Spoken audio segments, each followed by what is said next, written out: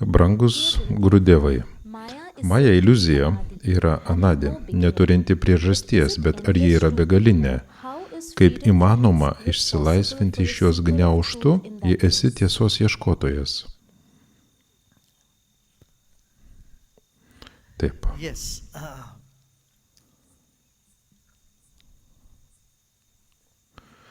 Viską, ką galite suvokti, tą ir patirite.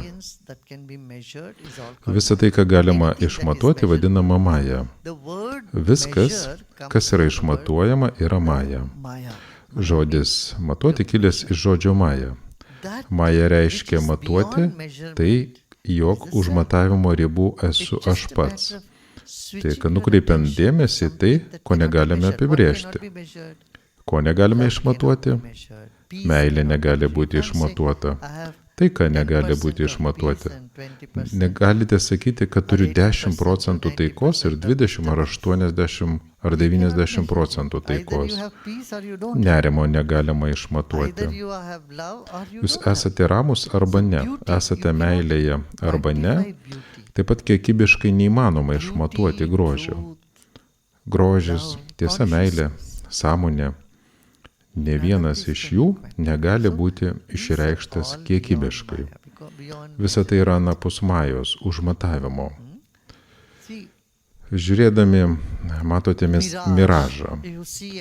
Žodis miražas taip pat kilęs iš Majos. Atrodo, kad tai yra, bet nėra. Kas yra miražas? Kai važiuojate keliu, matote, kad yra vanduo, bet tai nėra vanduo, tai tik miražas. Žinodami, kad tai miražas, jūs jau esate iš to išėję. Kai jūs esate jame, nežinote, kad miražas jau atsirado, suprantate? Suvokdami, kad tai yra miražas, jūs jau esate miražo pabaigoje. Bet kada jis buvo sukurtas? Tai niekada nebuvo sukurta, niekas nesukūrė šio miražo, tai yra tik regimybė. Suprantate, ką noriu pasakyti? Kodėl tai yra vadinama anadė, reiškianti neturinti priežasties? Jis tiesiog pasirodo ir viskas. Pavyzdžiui, jei laikote rašiklį vandens stiklinėje, jis gali atrodyti, jog yra sulenktas, tiesa? Kaip atrodytų, jei sakytumėte, kad aš sukūriau šio rašiklio sulenkimą arba kada tai įvyko? Aš sakau, kad apie šiuos reiškinius net neverta kalbėti, nes jie neturi pradžios, tai tiesiog atsiranda. O kai žinai, kad tai tik vizija, tai jau yra pabaiga. Tai yra iliuzija. Taip? Gurudevai, nors aš daug medituoju, aš matau, jog žmonės šalinasi manęs, aš nesu tikra, ar tai mano vibracijos ar jų. Gurudevai, kaip galėčiau tapti malonesnė ir žavesnė?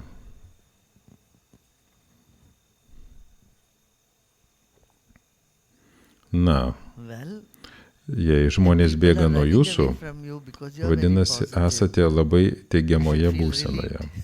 Turėtumėte jausti palengvėjimą ir džiaugtis dėl to.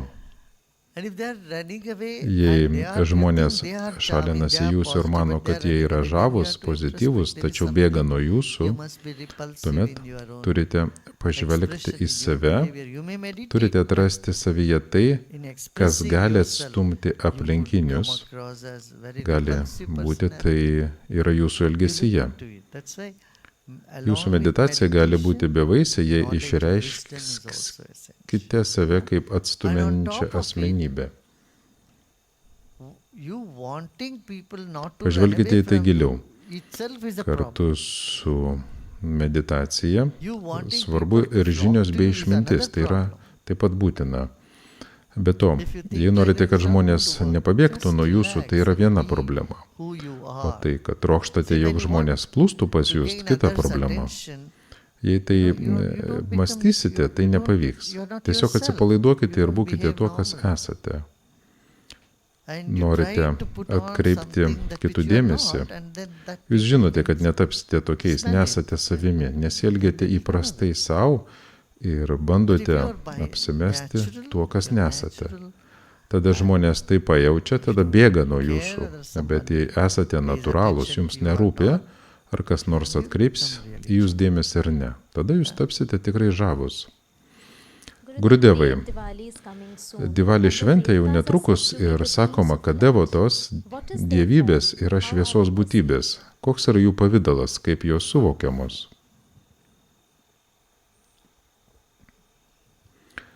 Tai parodymas skirtingų dievybių buvimas, jog mūsų kūnas funkcionuoja įvairiais būdais.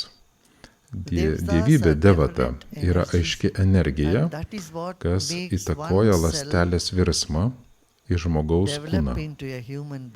Visose skirtingose chromosomuose, DNR, jūsų akise, visur yra devata.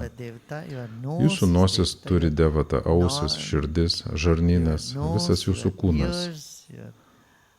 Kiekviena kūno dalis priskiriama skirtingoms devatoms.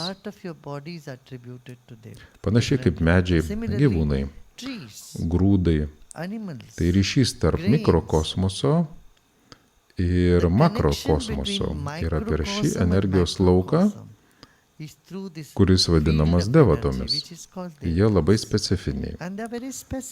Todėl Diwali yra tik šventė, kuri vadinama tiesiog Diwali, kurią švenčiate tamsiausią metų naktį.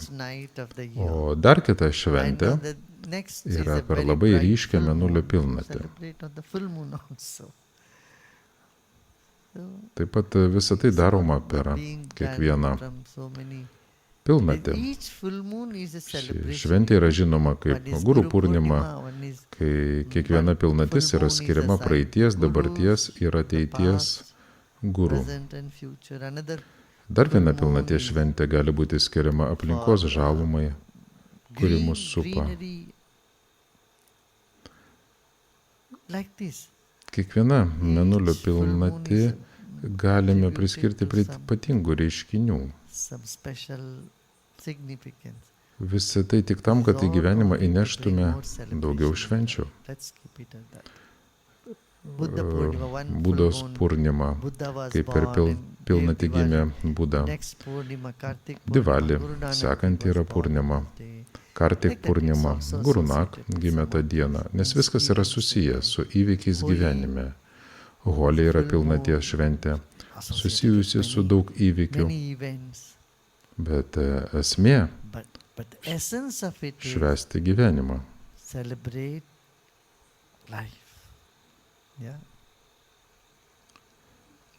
Dar vienas paskutinis klausimas. Gurudevai, klausimą užduoda Irano gyventojas. Yra tokių šalių kaip Afganistanas ir Libanas, kurios kenčia ekonomiškai ir socialiai dėl juos valdančių lyderių neišmanymo. Ar tai yra kolektyvinė žmonių karma? Kodėl jie turi kentėti dėl savo tautos? Ar tai kažkas kita?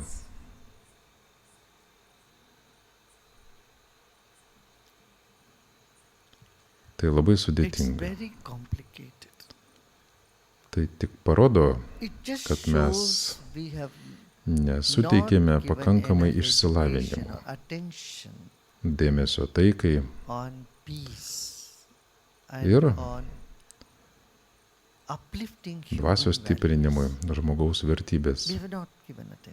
Neskyrėme dėmesio žmogiškosiom vertybėm, net jungtinėse tautose minėjau, kai buvau pagrindinis pranešėjas prieš porą mėnesių, ten pasakiau, jūs kalbate apie taiką ir saugumą, bet visą savo dėmesį skiriate tik saugumui.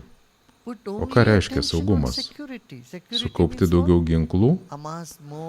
Ginklas lygų saugumas, bet kaip dėl taikos? Vienu atsikvėpimu sakote, kad svarbiausia taika ir saugumas, bet koks darbas buvo atliktas taikos srityje? Atsakymas yra nulis, nes ne viena šalis nėra išleidusi sumos, jokių išteklių sukurti taikai arba ją rūpintis, ir jie tik kalba apie saugumą. Todėl šalis įsigyja vis daugiau ginklų, Todėl ir reikia daugiau ginklų. Ir man reikia daugiau ginklų, ir tau reikia daugiau ginklų, nes kažkas kitas turės daugiau ginklų nei tu.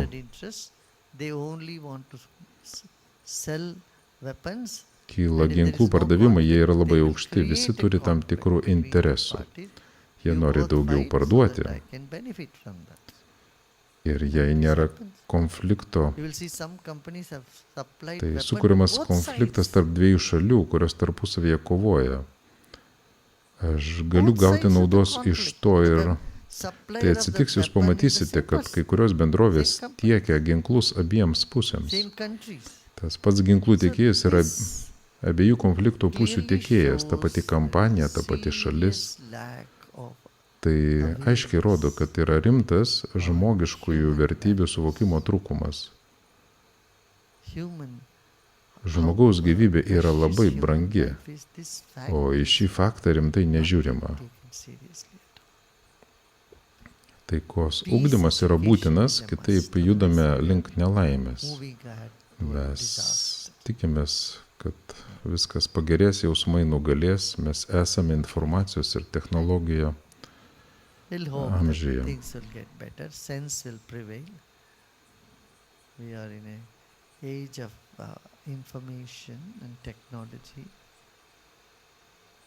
Ir tai turėtų vykti karas, sukuriamas žmonių galvose,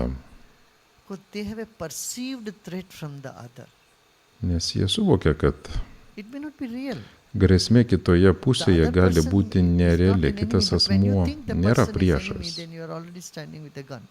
Tačiau, kai manote, kad žmogus yra priešas, tada jau stovite su ginklu.